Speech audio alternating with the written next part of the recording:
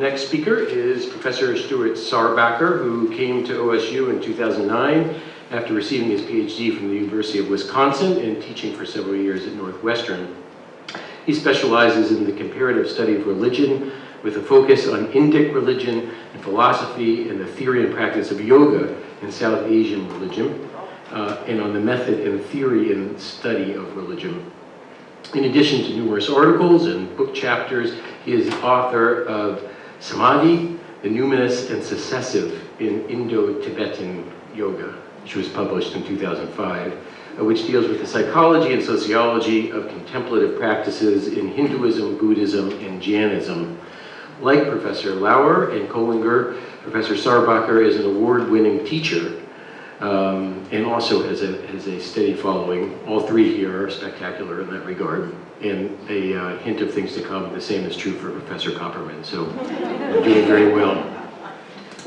One interesting thing to note about Professor Sarbacker is that he not only studies yoga, he's a practitioner and teaches a fascinating new class in which they study the philosophy of yoga and then actually have a yoga class which he conducts. He'll be speaking today on religious freedom in the context of Eastern faith traditions. Well, it's a real honor to be here today. People often say, you look too young to be a professor. But actually, lately I've been feeling older. And one of the things that's dawned upon me is, as I get older, is thinking about the Holocaust. How at one time it seemed like so long ago. But as I get older, it seems like it gets closer and closer. Almost just a single generation away, as we're going to be hearing about from our esteemed speaker later. Actually, on a lighter note, it's often, there's a saying that being a professor is sort of like being rich without the money. And so, because we get to do interesting cultural things like come and be with you today. So, I actually didn't create this title, so I'm working my best to fit within it. But still, I think it captures something important, which is that the story of thinking about religious freedom and human rights is something that you find really throughout the Asian philosophical and religious traditions. Now, we might want to just step back for a moment to take a caveat and say, well, we also should keep in mind, as Arvind Sharma, a contemporary scholar of Hinduism, reminds us, that we have to be careful about taking terms like human rights and applying them to other cultures that the term isn't native to. There's a sort of danger of what you call hegemonic use, that we're taking this term and applying it to others, and to some extent there being a danger of seeing in them what we don't see in ourselves. That it becomes a way of critiquing another culture while perhaps in some respects being blind to what's going on in our own backyard. So nevertheless, there are some deeply ethical and philosophical traditions that connect in important ways to the discourse of human rights. And I'm just going to talk about a few of them today. I'm really going to talk about a key dynamic that emerges in India, and really you see throughout Asia, between what might be called a virtue ethic, an ethic of personal responsibility and identity, versus a duty ethic, an ethic of obligations. I'm actually going to start with the latter and talk about how in India, starting very early on, perhaps as early as the 13th century before the Common Era, you see the development of a term called dharma, which means something like law and order, but really communicates an idea that the cosmos has an order, and we have a role to play within it. And so within that framework then, that idea that we've all got a role to play, and we can either do a good or a bad job of playing that role, is reflected in terms of the harmony of our society and our world. You find something quite similar in Confucian ethics in the idea of li, or propriety, the idea that there's certain types of behavior, respecting one's parents, for example, that make the difference between a harmonious family and ultimately a harmonious society, or one that is not harmonious. And so in both of these traditions, and of course I'm painting broad strokes here, there's a notion that if there are human rights, they come out as an expression of this dharma, or of this Li, the responsibilities that we have to the world, the role that we have to play. We might contrast that with traditions like those of the renouncer traditions in India, where perhaps there's more of a shift towards what you might call a virtue ethic. And here I'm talking about Hindu yoga traditions, Buddhism, and Jainism, where you have notions like ahimsa or nonviolence, that we have a moral responsibility to treat others with kindness, to embody a certain spirit, a certain way of being. And that in part is tied into a larger notion that rather than the world being organized and each of us playing a role, instead we live in a world where our actions plant the seeds of our future existence, in this life and ultimately in future lives, through reincarnation or rebirth. And that ultimately, to live our best lives, to find harmony within ourselves, we need to live a life that is coherent in terms of compassion, in terms of nonviolence. Renouncer traditions are particularly characterized by this desire for spiritual liberation, for a separation from the pains and miseries of the world.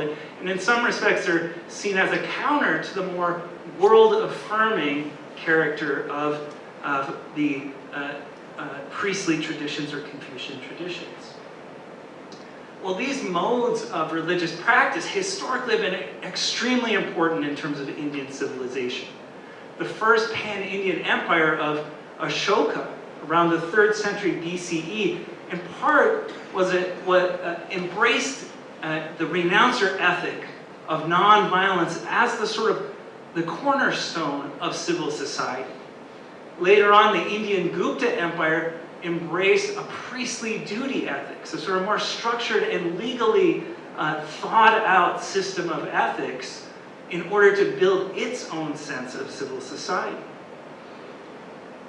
The application of these philosophies, though, isn't unique to Indian history, but plays out in terms of the present as well. So we might look at figures, for example, His Holiness the Dalai Lama, the former political but ultimately current spiritual leader of Tibet, who's embraced nonviolent methodologies for social transformation, for pursuing human rights, and also ultimately autonomy for Tibet.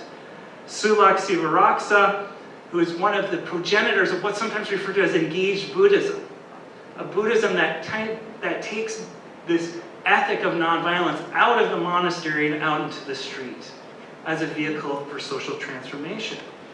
But we also have activists like Vandana Shiva, perhaps the most well-known activist in contemporary India in terms of environmental and ecological movements, who draws upon the ancient priestly traditions of India to talk about a universe that is interrelated, that we all have a role to play in, but not only us, but all of the animals and the trees and all things together living harmoniously to one another. And so to indulge, to overconsume, it's not just hurting the world around us, but it is actually hurting us in that process as well.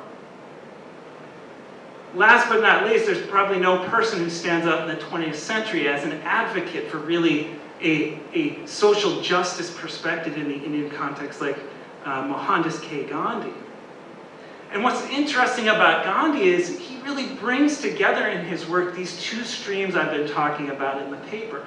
On one hand, the notion that everybody has a role to play in this world. You know, Gandhi very famously believed that the most menial type of labor is just as meaningful as what academic philosophers are doing, or things like that. That they have just as an important and meaningful a role to play in this world as anyone else. And at the same time, he believed that social justice, harmony in society, and peace in the world was really a function of a nonviolent approach. That humans can't see the whole picture, can't know everything. Instead, leaving it to God to judge humanity. And so an embrace of this renouncer ethos of ahimsa.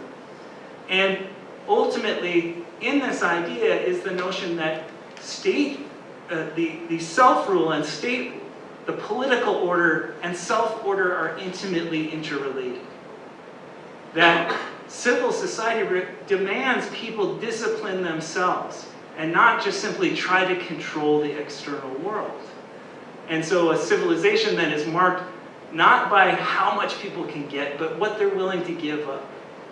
And so a dynamic then that points to this outer world of interconnectedness being ultimately the other side of the coin of a looking inward, let's say. Last but not least, and the thought I want to leave you with today, I'm assuming my time's probably up at this point, is Gandhi's notion, really critique of the Western idea of freedom, that I think could be extended to human rights, that freedom in the European and American consciousness was really a freedom from external coercion. And he felt like it was missing an element of responsibility towards. That not only do we need freedom from, but we need to take responsibility for the world.